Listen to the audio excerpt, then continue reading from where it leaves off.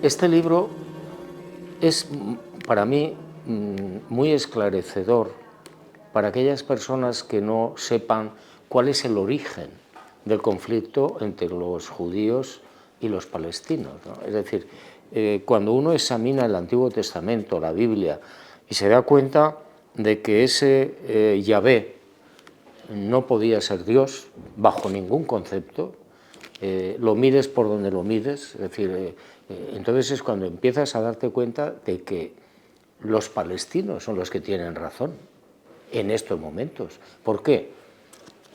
A ver, Yahvé, ese supuesto Dios, que probablemente pues sería un equipo de civilizaciones no humanas que se apropiaron del título de Yahvé para sus fines, para sus objetivos.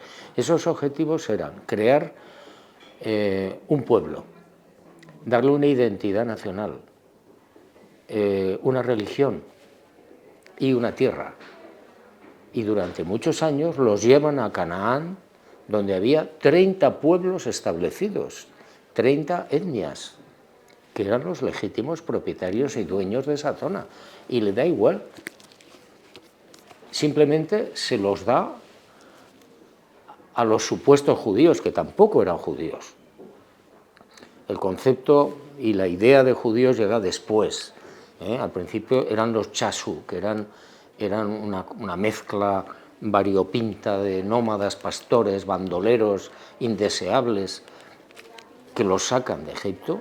Este libro, en realidad, fíjate, yo empecé a darle vueltas en el año 72, cuando yo me enfrento por primera vez al fenómeno ovni y empiezo a investigar, es cuando yo empiezo a darme cuenta, caramba, la Biblia es el mejor libro de ovnis del mundo. Y entonces empecé a estudiarla, a investigar, y me di cuenta de que aquel Dios no se corresponde con la idea que yo tengo de Dios. Era un asesino, era un esclavista, machista. No era Dios.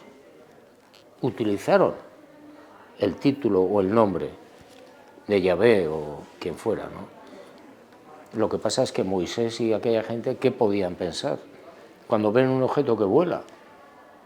En el mismo Antiguo Testamento, en la Torá, en los 5 libros famosos, Génesis, etc., te están diciendo cuando los carros de fuego o la columna de luz o la columna de humo se ponía en movimiento, el pueblo se ponía en movimiento.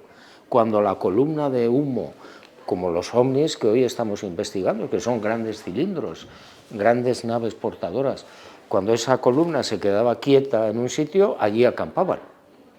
Cuando esa columna se ponía en movimiento, el pueblo seguía a esa nave. ¿De qué estamos hablando? Yo no sabía que Dios necesita una nave, ¿no?, para moverse. No, seguramente eran una o varias civilizaciones muy adelantadas al servicio de quien sea para preparar un plan concreto. Ese plan, que era la llegada de Jesús de Nazaret en su momento, necesitaba, repito, un pueblo, una religión y una tierra.